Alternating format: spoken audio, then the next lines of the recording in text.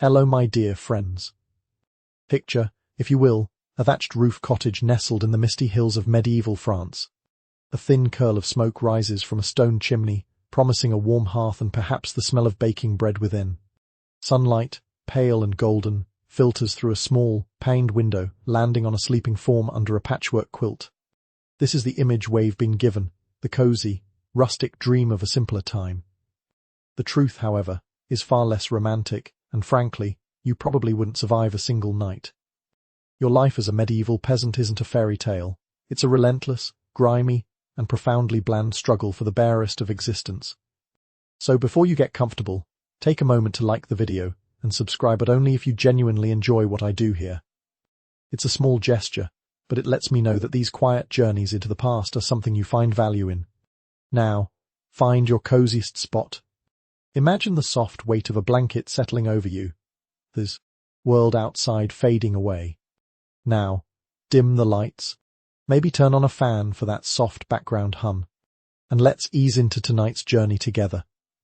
The first thing you're aware of is not the gentle song of a lark, but the pressing, suffocating presence of smoke. It's not the pleasant, fragrant smoke of a cozy fireplace.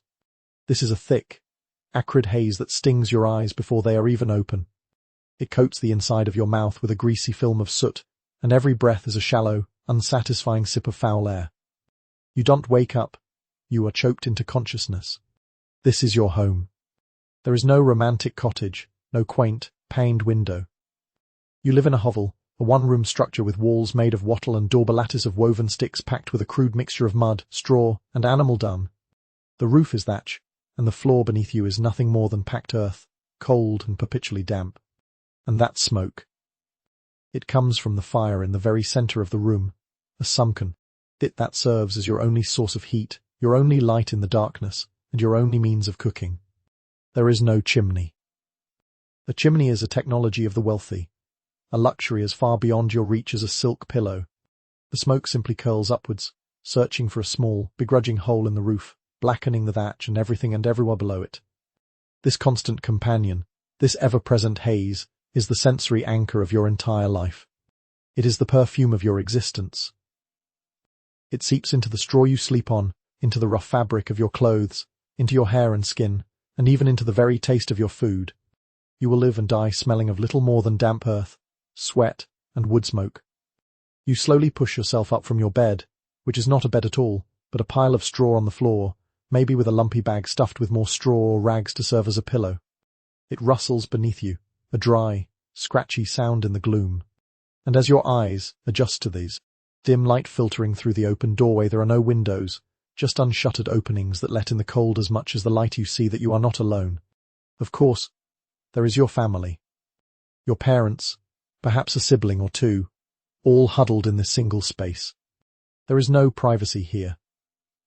Every cough, every sniffle, every rustle in the straw is a shared experience. But your human family are not your only roommates. In the corner, you hear a soft snuffling and a grunt. That's the pig.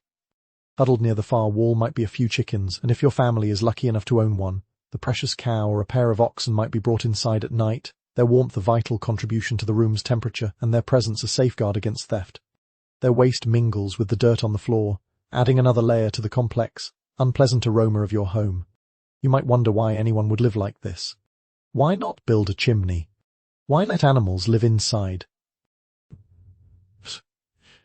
Answer isn't ignorance. It's a grim, calculated logic of survival. The smoke, for all its choking misery, serves a purpose. It constantly cures the thatch of the roof, killing insects and parasites that would otherwise burrow in and cause it to rot. It keeps bugs at bay to a small degree within the hovel itself. That thick, greasy soot coating the rafters is a layer of preservation. And the animals. They are your most valuable assets. Leaving them outside overnight in a world with no police and where hunger is a constant threat is an unthinkable risk. The stolen ox means your family cannot plough the fields. The stolen pig means you lose a vital source of meat that might see you through the winter. Their body heat is a gift, a small furnace against the biting cold of a French night. Every miserable aspect of your home is a compromise, a trade-off in the brutal mathematics of staying alive. You accept the smoke to have a roof. You accept the filth, to have food for the year. There is no beauty here. No rustic charm. The walls are not adorned with tapestries, but with streaks of soot and damp. The air is not filled with the scent of herbs, but with the stench of smoke, unwashed bodies, and animal manure. This is not the beginning of a peaceful day in the countryside. It is the beginning of another day of survival, a day that begins, as all your days do, in a cold, dark, smoky room. As you finally push yourself up from the dirty straw, your thoughts turn to the only other thing you truly own besides your share of this smoky air, the clothes on your back. You stand, and the rough material of your tunic grates against your skin. It's a familiar feeling, a constant, low-grade irritation you've known your entire life. In our modern minds, the idea of medieval clothing often conjures two distinct images. The first is of the nobility, ladies in flowing velvet gowns, the fabric so rich it seems to drink the light, their sleeves trailing on the stone floors of a great hall. Knights in brilliant, colourful tunics worn over their armour, embroidered with the golden lions or silver eagles of their house. The second image is the peasant costume we see at Renaissance fairs, a charmingly rustic look, perhaps a clean, white, billowy shirt for the men, and a neatly laced bodice over a simple blouse for the women, all looking rather comfortable and quaint. This is a lovely fantasy. Your reality is much itchier. You own one set of clothes. Not one for work and one for special occasions. Bah. This single outfit is your second skin, and you will wear it every day until it literally rots off your body. It consists of a simple, knee-length tunic, perhaps with a pair of crew trousers or leggings underneath, held up by a rope or a leather thong. The material is not soft cotton. Cotton is a rare and expensive import. It is wool. But it is not the fine, soft merino wool of a modern sweater. This is serge, a coarse, greasy, and incredibly scratchy fabric shorn from sheep, whose primary purpose was not to produce comfortable clothing. The alternative is linen, made from the fibers of the flax plant, which is stiff and unforgiving when new and only marginally softens with decades of wear. The color is a dull, nameless shade of brownish grey. Any dyes available to you would have been made from local plants' onion skins for a yellowish brown, whirled for a pale yellow one they would have faded long ago into this muddy, uniform drabness. Your clothing is the color of the dirt floor, the color of the smoky air, the color of your life. It is camouflage for a world made of mud and toil. And the smell. Remember the smoke from the central fire. It has so thoroughly permeated the fibers of this tunic that the scent is now a part of the garment itself. It will never wash out. Added to this is the sharp, sour tang of old, dried sweat and the general odor of a body that is rarely washed. The fabric is stiff, not just from the coarseness of its weave, but from the accumulated grime, dirt, and grease of months, or even years of continuous wear. You might ask, why not just wash it? But washing is a monumental task. Soap is a luxury item, made from precious animal fat and ash. You wouldn't waste it on your own clothes. Washing for you means taking your tunic to the nearest stream or river, likely on a warmer day in the summer, and beating it against a rock in the frigid water. This does little to remove the greasy, ingrained filth, and it leaves you with a critical problem. You have nothing else to wear while it dries. You would have to huddle, naked and shivering, for hours or even a full day, waiting for the thick, heavy wool to become wearable again. So, you don't. The clothes are cleaned, perhaps, once or twice a year. There's a strange logic to this filth, a reason born from the harshness of your world. The natural lanolin in the wool, combined with the layers of grease and dirt, creates a crude form of waterproofing. You're disgusting. Stiff tunic is actually more effective at repelling a light rain than a clean, fluffy one would be. It's a foul weather garment created by neglect and necessity. The layers of grime become a protective shell, a barrier against the cold, the wind, and the dirt of the fields. This single, foul garment is your uniform, the inescapable marker of your station. Sumptuary laws, rules enforced by the nobility, often dictated exactly what commoners could and could not wear. Bright colours like scarlet or deep blue were forbidden to you, reserved for the wealthy who could afford the expensive imported dyes. Certain fabrics, like silk or fine velvet, were entirely out of the question. Your drab, itchy, smoky tunic is not a choice, it is a legal and economic mandate. It tells everyone at a single glance exactly who you are and where you belong in the rigid hierarchy of this world at the very bottom. As you stand in the gloom of the hovel, the scratchiness of the wool against your skin is a constant reminder of your place. A familiar ache begins to grow in the pit of your stomach, a hollow feeling that is as much a part of your morning routine as the smoke and the itch. Your body knows it is time for the first meal of the day, though meal is perhaps too generous a word for what awaits you. The gnawing emptiness in your stomach pulls you toward the central fire pit. The glamorous illusion of medieval food is a feast.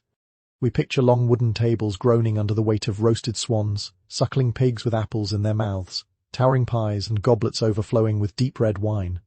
It's a scene of glorious, carnivorous excess, of spices from the Orient and sugars from distant lands, a vibrant and flavorful world of culinary artistry. That world exists, but it's inside the stone walls of the castle on the hill. It is not for you. Your world of food is brown, bland, and profoundly monotonous. Your breakfast, and likely your dinner tonight, and your lunch tomorrow, is pottage. The name itself sounds dreary, and the reality does not disappoint. You reach for a rough-hewn wooden bowl, worn smooth and dark from years of use, and a spoon carved from the same wood. Your mother or father is already tending to the large iron pot that hangs over the fire on a hook. The pot is never empty. It is the heart of your family's sustenance, a perpetual stew that is rarely, if ever, cleaned out. The shocking reality of your meal is that it's less a freshly cooked breakfast and more of a living culinary artifact. Yesterday's leftovers were simply left in the pot overnight. This morning, a bit more water from the barrel was added, along with a handful of whatever was available. The base of the pottage is oats, barley, or rye coarsely ground grains that swell into a thick, gloopy gruel. This is the bulk, the stomach filler. Into this slurry goes the flavour. This might be a few sad-looking carrots or turnips pulled from your small garden plot, perhaps some cabbage, or leeks. If you were lucky yesterday, you might have foraged some wild greens or mushrooms, though this was always a gamble between a full belly and a painful death. The key ingredient, the one that defines the taste of everything you eat, is smoke. Remember that open fire, that chimney-less hovel. The smoke that fills the room also descends into the ever-simmering pot. Every spoonful of pottage has a constant, underlying flavour of soot and creosote. It's a taste so ubiquitous that you don't even register it anymore. It is simply the taste of food. Meat is a fantasy. The pig snuffling in the corner is a long-term investment, to be slaughtered only in the late autumn to provide salted meat to see you through the leanest months of winter. The chickens are for eggs, a precious source of protein far too valuable to be casually eaten. The cow is for milk and labour. Any wild game deer, boar, even rabbits belongs to the Lord. To be caught poaching is to risk mutilation or death. So, for most of the year, your pottage is meatless. On a truly special occasion, a feast day perhaps, a small piece of bacon or salted pork might be added to the pot, its precious fat melting into the gruel, a rare and treasured treat. There are no spices, no pepper, no cinnamon, no cloves. These are impossibly expensive luxuries, worth more than their weight in gold, commodities that travel thousands of miles to grace the tables of kings. Your flavourings are salt, if you can afford it, and perhaps some herbs from your garden like parsley or thyme, which do their best to fight against the dominant flavours of smoke and mud. Why this eternal, bland stew? The logic is one of ruthless efficiency. The one-pot meal requires minimal fuel and minimal attention.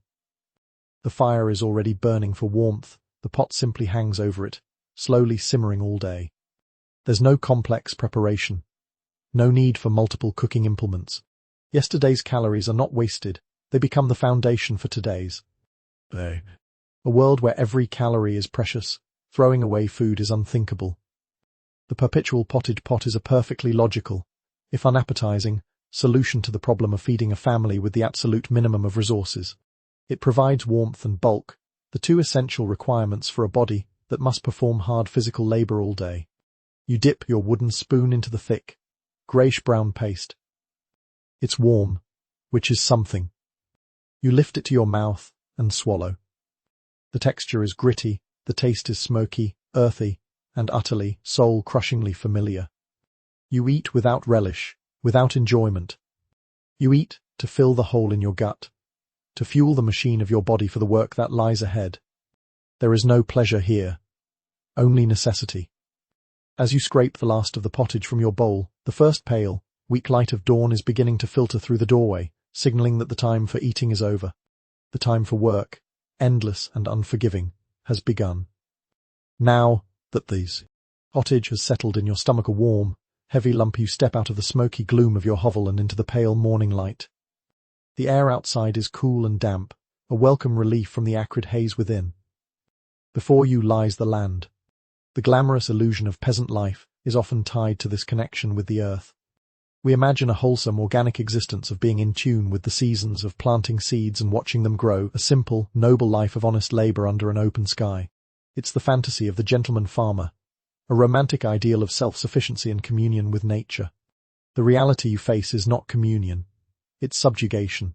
The land doesn't belong to you, and your relationship with it is not one of gentle nurturing but of back-breaking, relentless servitude. You are a serf, which is little better than a slave. You are bound to this land by birth and by law. You cannot leave it without the Lord's permission, which will never be granted.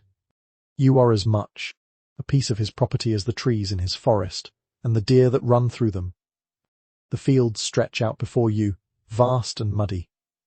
The Lord's land is divided into large, open fields, which are then subdivided into narrow strips. Your family has been allotted a few of these strips to work, scattered across the different fields. This isn't for your convenience. The strips are scattered to ensure that every family gets a mix of good and poor quality soil, a system that sounds fair but in practice is brutally inefficient, forcing you to waste precious time and energy moving your tools and your body from one far-flung strip to another. Your primary tool is a heavy plough, perhaps one your family shares with several other families. If you are lucky, you have a team of oxen to pull it. If you are less lucky, the plough is a lighter version, an ard, that you must push and pull yourself, your own body providing the horsepower. The work is brutal. You lean your entire weight into the plough, your bare feet sinking into the cold, wet mud as you struggle to guide the iron blade through the heavy, clay-like soil. Your hands, already calloused and rough, quickly blister. The blisters break, and the raw skin grinds against the rough-hewn wood, but you cannot stop. To stop is to fail, and failure means starvation. There's a shocking, hidden truth behind the idyllic image of ploughing a field. The soil you are turning is not just dirt. For centuries, this land has been worked by humans and animals. It is filled with their waste. The concept of designated animal pastures was not universal. Livestock often grazed on the fallow fields, the same fields you are now ploughing. Your bare feet are not just sinking into mud, they are sinking into a cold, wet slurry of earth and manure. Every cut on your foot, and there will be many from sharp stones and old roots, is an open invitation for infection. Tetanus, what they might call lockjaw, is a constant, terrifying possibility. So why this grueling, unsanitary toil? The logic of the system is designed for one purpose, to maximize the Lord's profit and minimize his effort. The open field system, with its scattered strips, ensures that all the land is worked. As a serf, you are obligated to perform corv labor and paid work on the Lord's personal land, his dingson. For several days a week, you are not even working for your own sustenance. You are ploughing his fields, sowing his crops, and harvesting his grain, all for free. The small yield from your own scattered strips is what your family must survive on, and even from that, you owe the Lord a significant portion as rent. You also owe a tithe to the church, 10% of your harvest. What's left is a meager amount that must see you through the year. This system creates a cycle of perpetual poverty and dependence. You can never get ahead. You can never save. You can never buy your freedom. You work the land, but it gives you back only the barest minimum required to keep you alive so you can continue to work it. The aching in your back becomes a permanent part of your posture. The mud under your fingernails will never be clean. The sun beats down on you in the summer, and the cold wind cuts through your thin, woolen tunic in the spring and autumn. There is no nobility in this labor. There is only the slow, grinding erosion of your body and your spirit. You pause for a moment at the end of a long furrow, leaning on the plough, your breath coming in ragged gasps. Your throat is dry, caked with dust. The smoky pottage from this morning has made you thirsty, a deep, nagging thirst that the physical exertion only intensifies. Your eyes scan the landscape, looking for the one source of relief you can hope for, the village well. Thirst is a simple, primal need. In our world, quenching it is as easy as turning a tap. Clean, clear, safe water flows out, an unremarkable miracle we perform dozens of times a day. The romantic image of the past provides an equally charming alternative, the old stone wishing well in the centre of the village green. We picture a young woman in a clean apron lowering a sturdy wooden bucket on a rope, pulling up sparkling, cool water from the deep, pure earth. It's a scene of communal gathering, a place for gossip and refreshment. This idyllic picture is, at best, a dangerous fantasy. The reality of your village well is far murkier, and every sip you take is a life-threatening gamble. You leave the muddy field for a moment and trudge toward the centre of your small village, a cluster of smoky hovels like your own. The well is there, a low stone wall around a dark hole in the ground, but there is nothing charming about it. The surrounding ground is a churned-up mire of mud, a testament to the constant traffic of villagers and their livestock. The shocking truth of your drinking water is that the well is not a deep, protected shaft tapping into a pristine aquifer. It is, more often than not, a relatively shallow pit, dug down just far enough to hit the water table. This water table is not some pure, filtered source. It is the same groundwater that is currently seeping through the village soil that is saturated with human and animal waste. Remember, your village has no sewage system. There are no toilets. People relieve themselves in shallow pits, in the bushes, or simply in their own backyards. The animal dung from the pigs, chickens, and oxen that live in your homes and wander the village paths gets washed by the rain into the very same ground the well draws from. Furthermore, the village graveyard is likely situated nearby, often adjacent to the church. The bodies interred there, wrapped in simple shrouds, decompose directly into the soil. The runoff from this process also leaches into the local water table. Your village well is, in essence, a collection point for the liquid runoff of the entire community's life and death. You lower the bucket, a leaky, moss-covered wooden thing, attached to a frayed and slimy rope. You pull it up, hand over hand, the weight straining your already tired muscles. The water that sloshes inside is not clear and sparkling. It's cloudy, a pale, murky brown, with bits of straw and unidentifiable specks floating in it. It smells faintly of damp earth and something else, something vaguely unpleasant you can't quite name. But it is wet, and your thirst is a fire in your throat. You cup your dirty hands and scoop up the murky water, drinking deeply. It's cool, at least. Why would a whole community drink from such a contaminated source? The logic is rooted in a complete lack of understanding of germ theory. The concept of microorganisms, of bacteria and viruses being the cause of disease, is centuries away. The prevailing theory of sickness is based on miasma, the idea that diseases are spread by bad smells and foul air.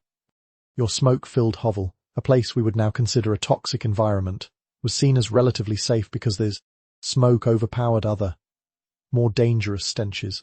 The water might look and smell a bit off, but as long as it didn't have a truly putrid odor, it was considered acceptable. The connection between the contaminated well and the constant stomach ailments, dysentery, the bloody flux, and cholera that plagued your village would never be made. These sicknesses were seen as acts of God, punishments for sin, or the result of an imbalance in the body's humours. So you drink, because you must. You drink the water that contains the diluted waste of your neighbours and their animals, the runoff from the graves of your asses. You give some to your oxen, for they are thirsty, too. You will use this same water to add to the pottage pot tonight, boiling it briefly, which offers some small measure of purification, though you don't know why. This single well is the source of life for the village, and also, invisibly, the source of much of its death. Your thirst momentarily quenched, you turn your gaze toward the largest building in the village. It's the one structure made not of wattle and daub, but of stone, the church. It stands as a symbol of hope, a promise of a better life after this one. It is God's house, a place of sanctuary and salvation from the grimness of your daily existence. You might seek a moment of peace there, a refuge from the mud and the toil. Your gaze rests upon the village church. It is the only building of permanence in your world of mud and thatch. In our collective imagination, a medieval church is a place of breathtaking beauty and serene contemplation.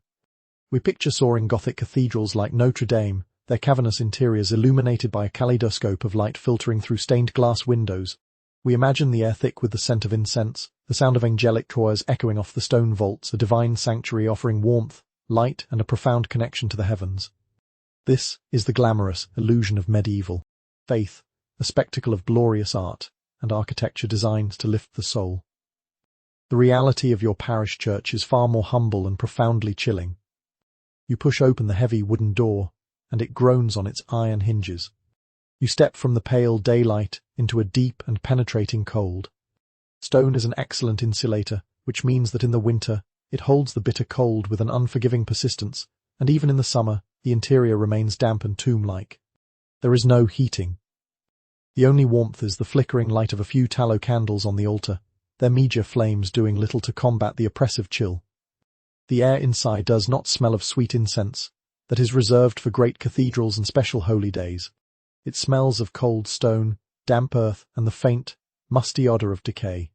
And it smells of unwashed bodies, the collective scent of your fellow villagers who gather here, bringing the aromas of their smoky hovels and sweaty toil with them.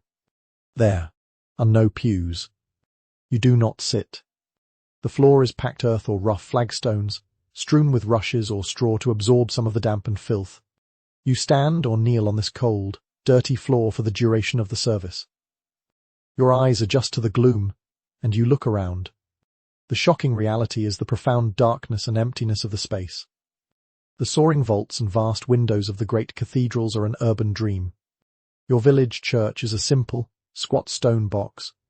The windows are not vast panels of coloured glass telling biblical stories. They are small, narrow slits high up on the walls, designed more for defence than for illumination. They are often unglazed, open to the elements, or perhaps covered with oiled parchment or thin sheets of horn, which let in a murky, yellowish light but offer no view. The walls are not adorned with rich tapestries. They may be coated in a simple whitewash, now peeling and stained with damp. If your church is fortunate, there might be a crude fresco painted on the wall, a doom painting above the main arch. But this is not a gentle, reassuring image of Jesus. It is a terrifying depiction of the Last Judgment. On one side, the saved ascending to a crowded, orderly heaven; on the other, the damned being tortured by grotesque demons, boiled in cauldrons and dragged down into the gaping, fiery mouth of hell. This is not art meant to inspire. It is art meant to terrify you into obedience. Why this stark, cold, and intimidating environment? The logic of the medieval church, especially at the parish level, was one of authority and control, not comfort and welcome. The physical discomfort, the cold, the hard floor, the standing for hours was seen as a form of penance, a way to mortify the flesh and focus the mind on the spiritual. You were meant to feel small and insignificant in the house of God. The darkness and the terrifying imagery were constant reminders of the stakes, eternal salvation versus eternal damnation. The priest, often the only literate man in the village, stood at the altar, his back to you, chanting the Mass in Latin, a language you do not understand. The entire experience was designed to be mysterious, awesome in the original sense of the word, and overwhelming. It was a demonstration of a power and a knowledge far beyond your own, reinforcing the church's and, by extension, the Lord's absolute authority. You kneel on the cold floor, the damp seeping through the thin fabric of your trousers. You are not here for comfort. You are here out of a deep and abiding fear of hell and a desperate hope for heaven. This cold, dark, draughty building is the only gateway to that hope. It is a weekly obligation, a spiritual tax you pay alongside the material taxes you owe your Lord. As you mumble a prayer you learned by rote, your mind, not for the first time, drifts to more earthly matters. Thoughts of faith and damnation mingle with the practicalities of life and the inevitable, unromantic prospect of marriage. The cold of the church floor does little to distract from the practicalities that occupy your mind. Life is a chain of obligations, and one of the most significant is marriage. The glamorous illusion of medieval romance is a powerful one, fueled by tales of chivalry, courtly love, and dashing knights winning the favour of fair maidens. We picture heartfelt declarations in moonlit gardens, secret glances across a banquet hall, a love so pure and powerful it can overcome any obstacle. This is the stuff of ballads and legends, sung by troubadours in the halls of the wealthy. Your reality is that you will not marry for love. You will likely not even marry for attraction. Your marriage will be a business transaction, a practical arrangement as devoid of romance as a contract for the sale of livestock. You are a pawn in your family's desperate strategy for survival, and your future spouse is a pawn in theirs. The shocking reality of your courtship, if it can even be called that, is that you will probably have very little say in the matter. The decision will be made by your parents, primarily your father. And his criteria will not be, does my child love this person? But what does this person's family have? The most important consideration is land. If your family has a bit more land than another, but not enough sons to work it, you might be married off into a family with an excess of sons, but not enough land. It is a merger of assets. A strong back, wide hips for childbearing, or the ownership of a precious ox are far more desirable qualities than a pleasing face or a charming personality. You may know your intended spouse your entire life, having grown up in the same small, insular village. Or they might be from a neighbouring village, a near stranger you've met only a handful of times at market or on a feast day. There is no dating, no period of getting to know one another. The arrangement will be made, a degree will be negotiated, perhaps a pig, a few chickens, or a cooking potan, that will be that. The church required that both parties consent to the marriage, but in your world, defying your father's wishes is almost unthinkable. Your obedience is expected. Why was marriage such a cold calculation? The logic is rooted in the brutal economics of serfdom. A single individual could not hope to survive. The basic unit of economic production was not the person, but the family. A husband and wife or a team, a workforce. The man did the heavy field work, the ploughing, the sowing. The woman's domain was the hovel and the garden plot next to it. She was responsible for cooking the pottage, mending the single set of clothes, tending the chickens, brewing the weak, watery ale which was often safer to drink than the water from the well, and, most importantly, producing children. Children were not just the product of affection, they were a future labour force. They were more hands to help in the fields, to gather firewood, to carry water. They were your only form of social security, the only people who might care for you in your old age if you were lucky enough to reach it. A barren wife could be a catastrophe, and a man who could not perform his share of the labour was a liability. Therefore, marriage was far too important to be left to the whims of youthful emotion. It was the most critical economic decision a family would ever make. Love was a luxury you could not afford. If affection and companionship grew over years of shared hardship and toil, it was a welcome but unexpected bonus. You might look across the dark church at another young person your age. Perhaps your fathers are already in talks. You don't feel a flutter of romance. You feel a resigned sense of inevitability. You are assessing them with the same practical eye your parents use. Are they strong? Do they look healthy? Do they shirk their duties in the fields? These are the questions that matter. Your future together will not be one of candlelit dinners and whispered sweet nothings. It will be one of smoky hovels, shared pallets of straw, the endless toil in the fields, the constant hunger of the pottage pot, and the shared terror of a sick child. It is a partnership forged not in love, but in the desperate, grinding necessity of survival. As the mass drones on in its incomprehensible Latin, you find your mind wandering from the prospect of a loveless marriage to the rare moments of rest you or allow the holy days, which sound far more festive than they actually are. The monotonous drone of the Latin Mass finally ends. You file out of the cold church and back into the daylight, blinking. The service itself was a form of labour, an obligation fulfilled.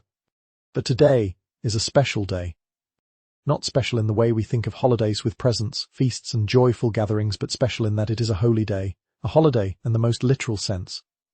The glamorous illusion of medieval festivals paints a picture of riotous fun, a village green, filled with maypoles, dancing, games and flowing ale. We imagine a joyous, communal escape from the rigours of daily life, a day of pure, unadulterated celebration. The reality of your day off is less a party and more a temporary, church-mandated ceasefire in your war against starvation. Yes, you are forbidden from working in the Lord's fields on a Sunday or a major saint's day. This is not for your benefit or relaxation. It is a commandment from the church, and the Lord, for all his power, is still subject to the authority of God. To force his serfs to work on a holy day would be a sin, risking divine displeasure. So, you have a break. The shocking truth is that this break is not a day of rest. It is simply a day for different kinds of work. The prohibition on labour applies to the core of work, the toil on the Lord's diensten. It does not apply to the endless tasks required for your own survival. A holy day is your chance to catch up. It is the day you might spend repairing these wattle and daub walls of your hovel, patching the leaky thatch on the roof, or trying to sharpen your one measure knife on a smooth stone.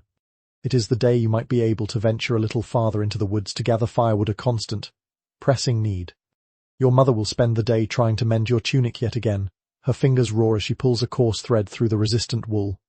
She will grind what little grain you have for the week's pottage and perhaps tend to the small, vital garden patch next to your hovel, where you grow the handful of vegetables that supplement your diet. The idea of spending the day in idle leisure is not just foreign, it's terrifying. An idle day is a day you fall further behind in the relentless race against entropy and decay. Why was this holiday so different from our modern concept? The logic is, once again, one of survival and control. The church mandated the day of rest for spiritual reasons, to ensure attendance at Mass and to honor hurt. For the Lord, it was a minor inconvenience, but one that ultimately cost him little, as he knew his serfs would use the time for the upkeep that allowed them to continue working for him the rest of the week. For you, the peasant, the day was a precious opportunity. There was simply too much to do. Your life was a constant battle against collapse of your home, your tools, your food supply. A day not spent fighting that battle was a day you lost ground. There were, of course, a few major feast days in the year: Christmas, Easter, May Day, that involved a bit more genuine celebration. On these days, the Lord might provide a cask of ale for the village and perhaps even a slightly better meal, like bread made from wheat instead of rye, and a bit of beef or pork. There might be games: wrestling, archery with simple longbows, for the crossbow was a weapon of war, or a chaotic, violent game of mob football. But these celebrations were rare exceptions, bright spots in a calendar dominated by work. And even these were not entirely free of obligation. They were performances of community, reinforcing the social order, with the Lord presiding as the benevolent patriarch, a role that masked the harsh reality of his power over you. So, on this particular Sunday, there is no maypole. There are no dancers. There is only the brief, welcome cessation of field labour and the immediate commencement of domestic labour. The sun tracks across the sky, and you work until it sinks below the horizon, the gnawing hunger for the evening's pottage beginning again. As dusk settles, casting long shadows across the village, your eyes are inevitably drawn to the one structure that dominates the landscape, a constant, silent reminder of why your holidays are not for rest. You look up at the castle on the hill. As twilight bleeds across the sky, the castle looms. It sits on the highest point of land, a dark silhouette against the fading orange and purple. The glamorous illusion of a castle is the heart of every fairy tale. It's a place of magic and romance, of soaring towers with fluttering pennants, of noble knights and beautiful princesses. It's Camelot, a shining beacon of justice and light, the centre of a thriving, happy kingdom. We see it as a place of wonder, a dream destination. For you, standing in the mud of your village, that castle is not a dream. It is a stone-cold nightmare. The reality of that structure is not one of fantasy, but of domination. It is the physical manifestation of your bondage, a perpetual, unblinking stone eye that watches over every moment of your life. Its high walls and strong towers were not built to inspire you with their beauty, they were built to intimidate you, to crush any thought of rebellion before it can even form. You have never been inside, not past the outer bailey, anyway. But you know what it represents. The shocking reality is not just its military function, but its economic one. That castle is a giant leech, slowly and systematically draining the life from you and your village. The Lord and his family live within its walls, protected and comfortable. They eat the best of the grain you harvested from their fields. They drink wine made from grapes you tended. They wear fine clothes made from wool shorn from sheep you watched over. The entire purpose of your existence is to feed the machine of that castle. Every aspect of your life is controlled by the will of the man who lives there. You cannot, for instance, grind your own grain. You must take your meagre harvest to the Lord's miller, stone building likely situated near the castle, and pay a portion of your flour to his miller for the privilege of using it. You cannot bake your own bread in a proper oven. Ovens are a fire risk and expensive to build. You must take your duff to the Lord's communal oven and pay a fee, often a loaf of your own bread, to have it baked. You cannot press your own grapes or apples. You must use the Lord's press, and pay the Lord's price. These monopolies, known as banalets, are another layer of your servitude, designed to extract every last possible drop of value from your labour. Why was this system so brutally one-sided? The logic is the very foundation of feudalism, a trade of security for service. In the chaotic centuries after the fall of the Roman Empire, A local strongman, a warrior with a private army, could offer protection from roving bandits, Viking raiders, or other ambitious lords. In exchange for this protection, the people who lived on his land swore fealty to him. They gave up their freedom for a measure of safety. The castle was the physical guarantee of that safety. It was a defensible stronghold where the entire village could, in theory, flee in times of war. But over generations, this trade has become a trap. The threat of outside invaders may have lessened, but the Lord's power, cemented in stone and law, has not. The castle is no longer just a shield against outsiders. It has become the cage that holds you in. The security it offers is now primarily security for the Lord's own wealth and power. It protects him from the desperation of the very people he is supposed to be protecting. It ensures that his property, which includes the land, the mill, the oven, and your mains his. Its shadow stretches over your village as the last light fades. It's a shadow of power, of wealth you can never possess, of a life of comfort you can never imagine. It is the ultimate symbol, the unbridgeable gulf between your world and his. The stones of that castle were quarried and hauled and set by men just like you, your grandfathers and their grandfathers, their sweat and blood mixed into the mortar. They built their own prison. As true darkness falls, a chill sets in that has nothing to do with the night air. It's the chill of hopelessness, the profound understanding that your life is not your own. This feeling is only amplified when you consider what happens when this fragile vessel of your body, your only true possession, begins to fail. You think about what happens when sickness comes. The day's exhausting. Catch-up labor is done. You retreat into the familiar smoky darkness of your hovel, the evening meal of pottage a near-identical repeat of breakfast. As you settle onto your straw pallet, a sharp pain shoots through your foot. You look down and see the small cut you got in the field earlier, a slice from a sharp stone hidden in the mud. It's now red, swollen, and hot to the touch. A line of red is beginning to snake its way up your ankle. In our modern world, this is a minor inconvenience-y bit of antiseptic cream, a bandage, and we forget about it. The glamorous illusion of medieval healing often involves wise women in cottages, brewing herbal remedies in bubbling cauldrons, or perhaps the learned, robed physician of a king consulting ancient texts by candlelight.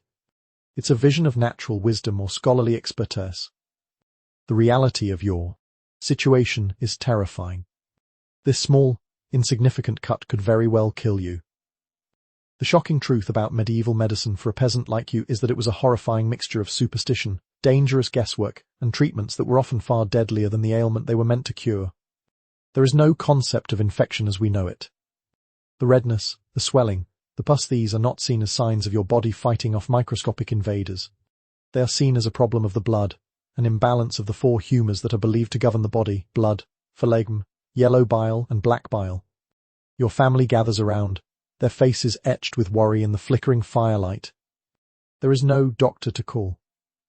The university-trained physician is a figure of immense wealth and prestige, available only to the richest nobles and merchants in a city miles away.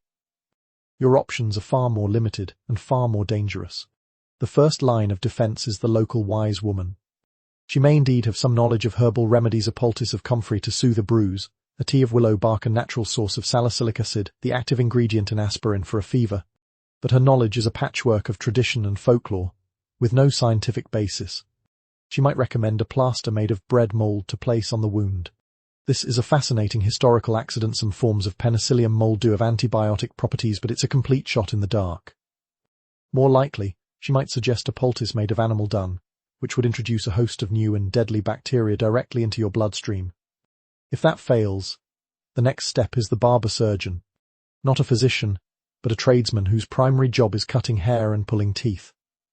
He is the man you go to for bloodletting. This was the most common medical procedure of the age, rooted in the theory of humours. Your sickness, he would explain, is caused by an excess of bad blood. Cure is to let it out. He would take a sharp knife, phlegm likely wiped clean on a dirty rag, and make an incision in a vein, letting your blood flow into a bowl until you were pale and faint. In your already weakened state, this loss of blood could easily send you into shock. Why this brutal and counterintuitive approach to healing? The logic, as with everything, is based on the prevailing worldview.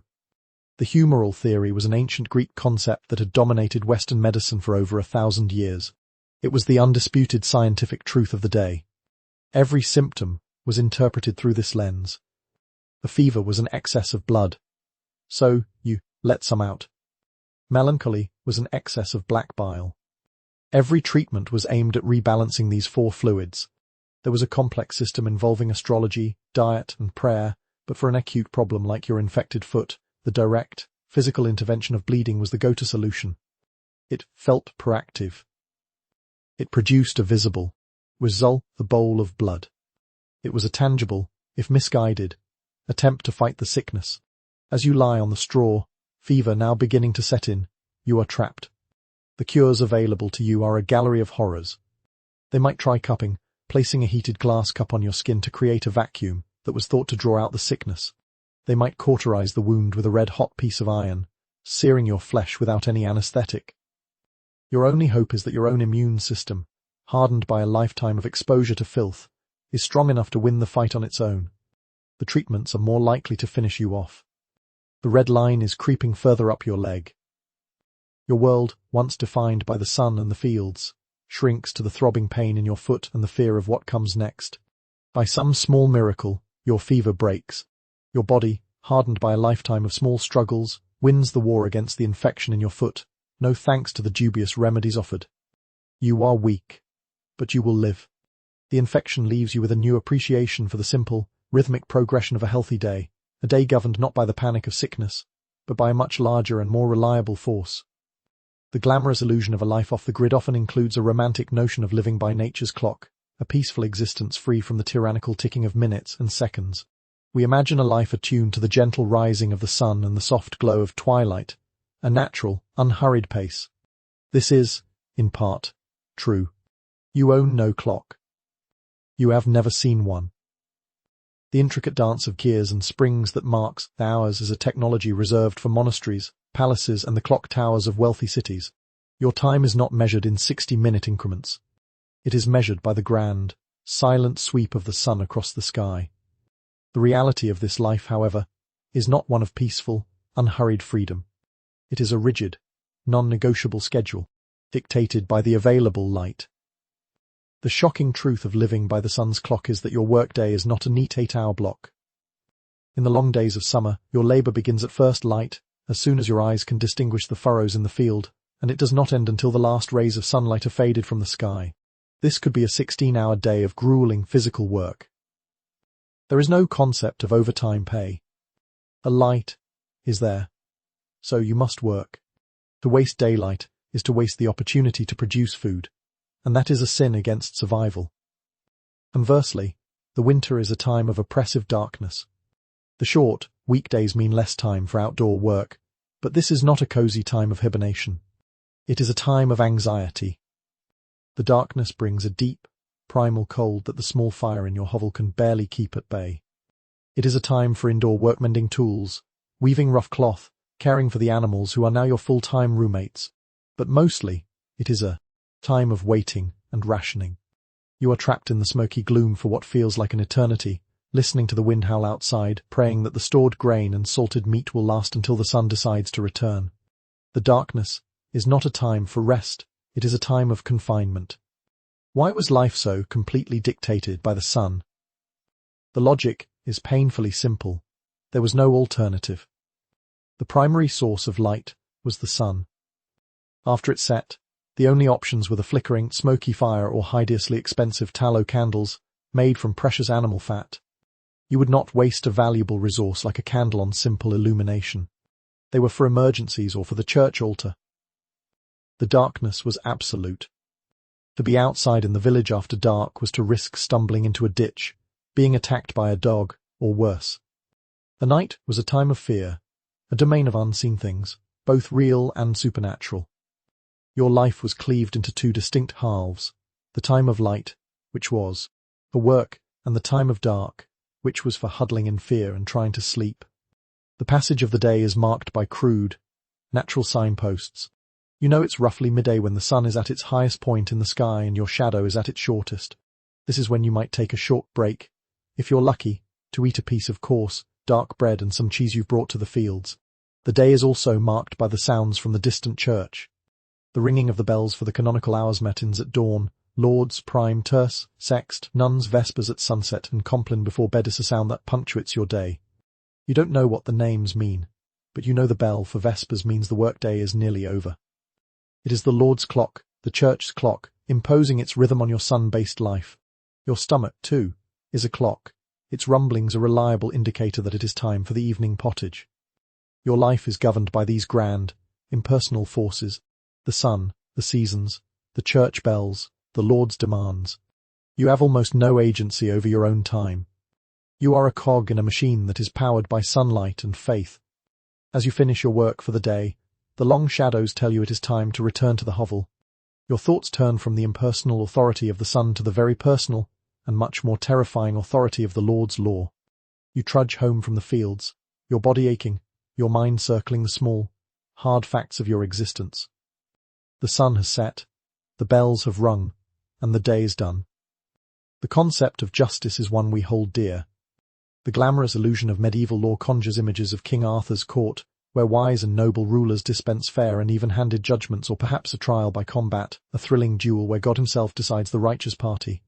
We imagine a system, perhaps harsh, but ultimately rooted in a desire for truth and fairness. The reality you live with is that the law is not a shield to protect you. It is a cudgel to keep you in line. The Lord's justice is not about fairness, it is about protecting his property and his power. And you, your labour, and everything you produce are part of that property. The shocking truth of the legal system you live under is that it is entirely arbitrary and weighted crushingly against you. The lord of the manor is your judge, your jury, and, in effect, your prosecutor. He holds the right of high justice, which can include the power of life and death. Court is held in his manor hall, a place designed to intimidate you. You will stand before him, and he will pass judgment. There is no public defender, no appeal to a higher court. His word is, quite literally, the law. The crimes you could be accused of are numerous, and many of them would seem absurd to us. The most serious offence is not murder or assault against a fellow peasant, so those are punished, but any crime against the Lord's property. If your ox, straying from your unfenced strip of land, eats a few mouthfuls of grass from the Lord's dimson, that is a crime. You will be fined. If you are caught gathering fallen branches in the Lord's forest for firewood, that is poaching. The forests belong to him, and everything in them, down to the last twig. The punishment could be a hefty fine, a public whipping, or even the amputation of a hand to ensure you cannot do it again. If you are caught with a snare in your possession, even if you haven't caught anything, it is assumed you intended to poach the Lord's rabbits, and you will be punished severely. The punishments are brutal and designed for maximum public humiliation. The stocks are a common sight in the village, a wooden frame where a petty offender is locked by the ankles and wrists, left for hours or days to be mocked and pelted with mud and refused by his neighbours. For more serious crimes, there is the whipping post or the branding iron. And for the ultimate crime against the lordlight, organised poaching of deer, the punishment is death by hanging, a slow and agonising spectacle for the entire village to witness. Why was this system so draconian and one-sided? The logic is one of absolute control and revenue generation. The law was a tool for managing the Lord's economic assets. The fines levied for minor infractions were a steady source of income for him. A peasant who was fined a significant portion of his meagre earnings was driven deeper into poverty and dependence, making him less likely to ever challenge the system. The brutal, public punishment served as a terrifying deterrent to others. When one man is whipped for taking firewood, 100 others will think twice, ensuring the preservation of the Lord's resources.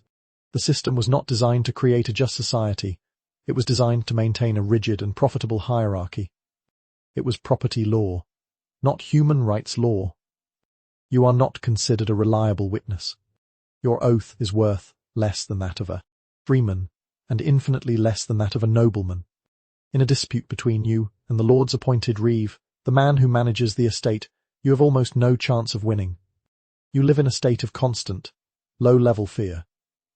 You are careful to keep your head down, to not draw attention to yourself, to follow the endless, intricate rules that govern your life, because you know that the Lord's justice is swift, harsh, and has nothing to do with what is right or wrong. It has to do with who has the power. As you approach your hovel, You see a stranger talking to one of your neighbors, and this familiar fear of authority instantly transforms into a different, more primal suspicion. The sight of the stranger sends a ripple of unease through the twilight quiet of your village. He's not a lord or a man-at-arms. His clothes are as drab and travel-stained as anyone's, but he is unknown, and that is enough to set you on edge. The glamorous illusion of the medieval world is often one of movement and connection. We think of the great pilgrimage routes, with coursers' colourful characters journeying to Canterbury, or the trade routes bustling with merchants carrying silks and spices. We imagine a world where roads, however rough, link people and ideas. The reality of your life is one of profound, almost suffocating, isolation. Your world is your village. It is the boundary of your experience and, for the most part, the boundary of your imagination. The shocking truth is that you will likely live and die within a 5-mile radius of the hovel you were born in. A trip to the nearest market town, perhaps 10 or 15 miles away, is a major expedition, undertaken only a few times a year. A person from 30 miles away is practically from another country, their accent strange, their customs suspect.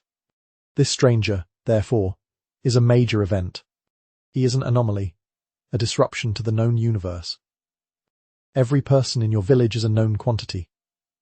You know their family, their history, their reputation. You know who is lazy, who is a gossip, who can be trusted. This web of intimate, lifelong knowledge is how your community functions. The stranger has no context. He has no place in the intricate social fabric. He is a walking question mark, and the immediate assumption is that his presence means trouble. Is he a peddler? Perhaps, but he could be selling shoddy goods or acting as a spy for a rival lord. Is he a pilgrim? He could be genuinely devout, but he could also be a thief or a charlatan using piety as a cover. Is he a runaway serf from another manor? If so, helping him would bring the wrath of his lord down upon your entire village. Is he carrying a disease? In a world with no understanding of germs, a traveller from a place where a plague is raging could unwittingly bring death to your doorstep. Why this intense, almost paranoid, suspicion of outsiders? The logic is rooted in the very structure of your society. Your survival depends on these. Elective, on the known relationships within your village. You share tools, you help each other during the harvest, you rely on your neighbours. An outsider has no stake in this system of mutual obligation. They are unpredictable.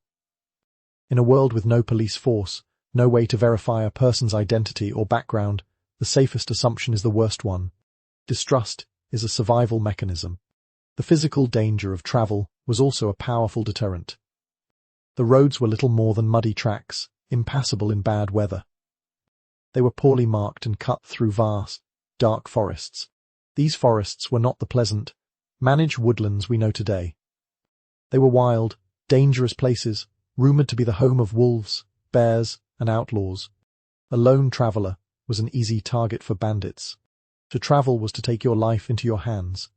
It was far safer to stay within the familiar orbit of your village and the Lord's protection, however oppressive that protection might be. This profound insularity shapes your entire worldview. Your knowledge is based on what you can see and what you have been told.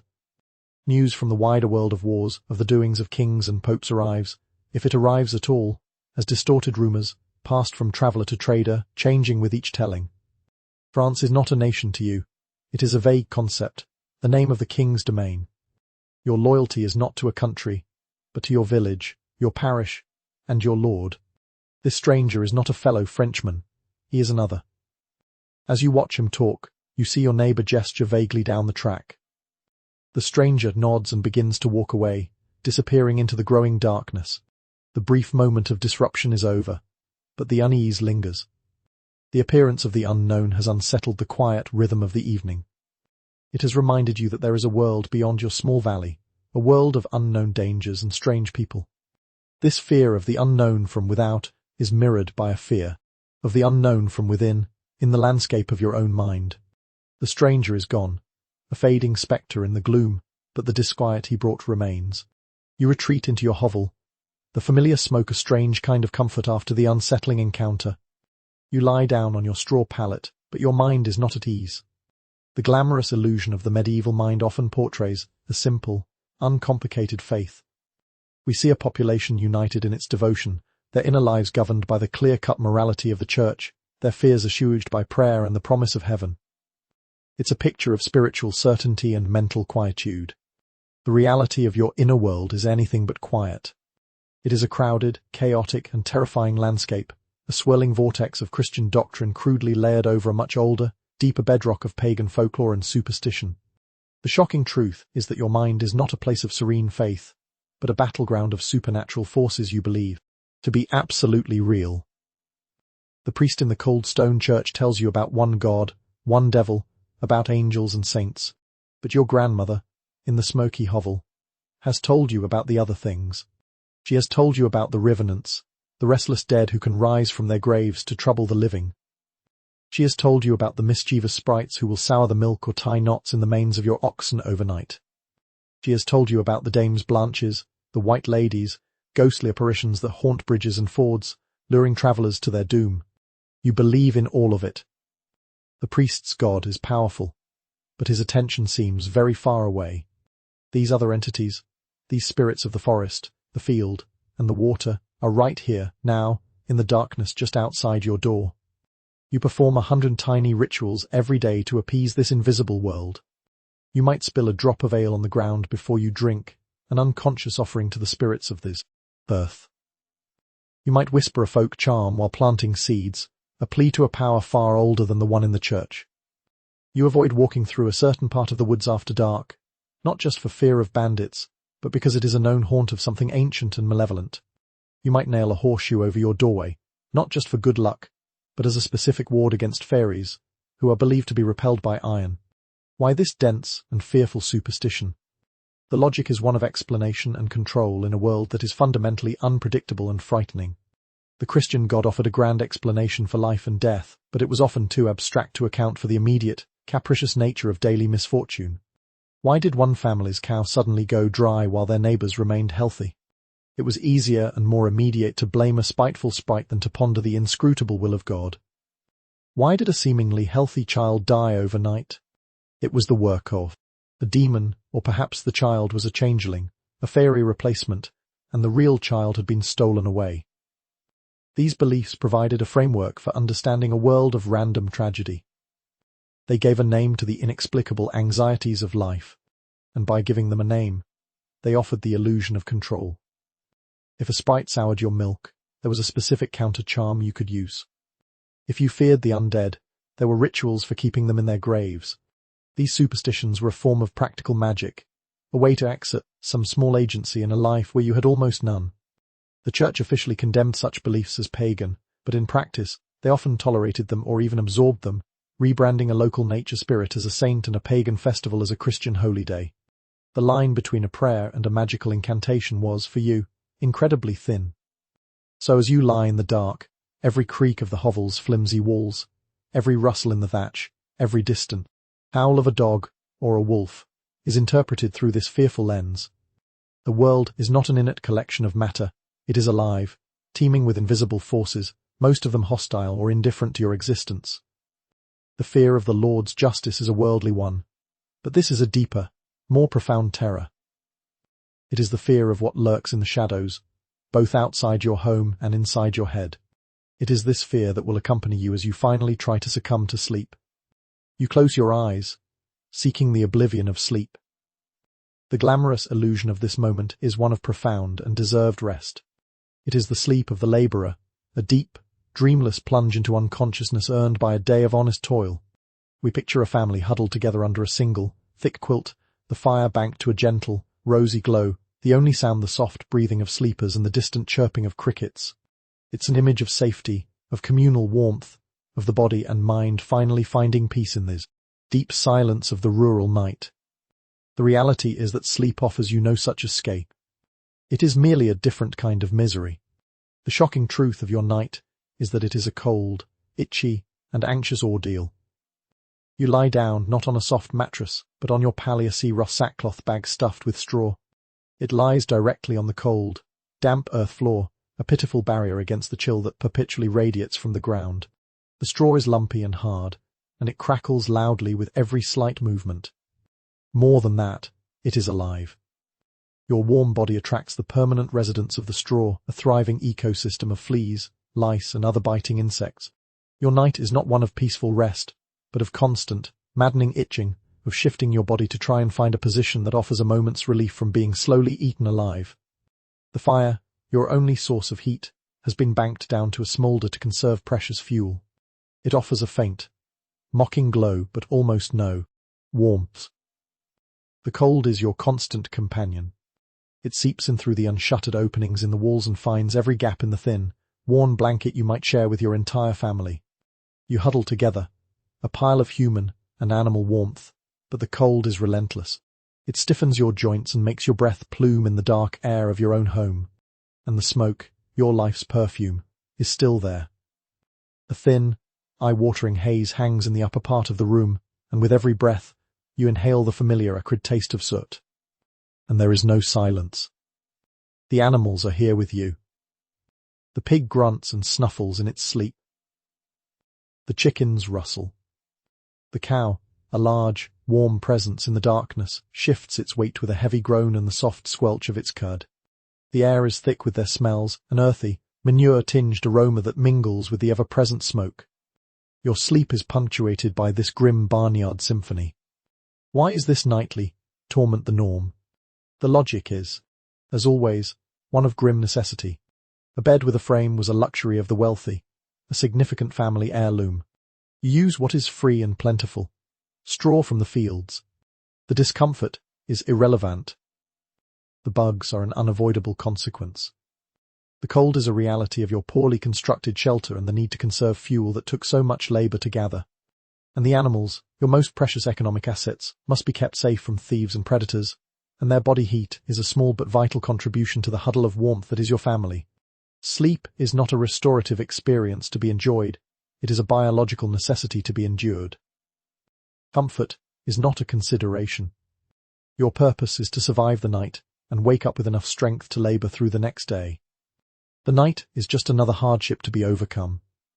You lie there, itching, cold, listening to the sounds in the darkness. Your mind, steeped in the superstitions you were raised with, populates the night with terrors. Every scrape of a branch against the roof is a demon's claw. Every howl of a distant wolf could be a werewolf. Sleep is a state of vulnerability, and you resist it, fighting to stay conscious, to stay on guard against the things that lurk in the dark. But your body, battered by 16 hours of labor, has no choice. Your exhaustion is a weight far heavier than your fear. You don't drift peacefully off to sleep. You collapse into it. Your consciousness gives way, not to sweet dreams, but to a dark, troubled stupor, your mind replaying the endless, grinding loop of your life, the smoke, the mud, the hunger, the toil. It is a brief, troubled surrender before the pale light of dawn demands you do it all over again. Your body feels heavy, sinking into the lumpy straw, a profound weariness settling deep into your bones. The chaotic sounds of the hovel begin to blur, the grunts of the pig and the rustle of the chickens fading into a low, monotonous hum. The sharp edges of the day's anxieties, the Lord's justice, the stranger on the row begin to soften and lose their shape, melting into the general exhaustion that presses down on you. The gnawing itch of the flea bites becomes a dull, distant sensation, just another part of the physical reality you must endure. You are no longer fighting the cold, you are simply becoming part of it, a small, shivering island of life in the vast, indifferent darkness of the night. The oppressive weight of your existence, the endless cycle of pottage and toil, becomes too heavy to contemplate. Your thoughts, which have been racing all day, finally begin to slow, stretching out into long, formless ribbons of feeling rather than coherent ideas. There is a sense of resignation, a letting go. There is nothing more you can do today. The sun is gone, the work is done, and what will be will be. This is the only peace you can ever know, the peace of utter depletion, the surrender of a mind and body pushed beyond their limits. Smoke in the air is no longer a stinging irritant, but a familiar, sleepy blanket.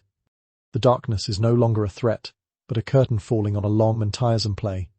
And as you finally succumb to the pull of unconsciousness, your last fleeting sensation is of the immense, silent weight of the night, pressing you down into the uneasy quiet of a peasant's sleep,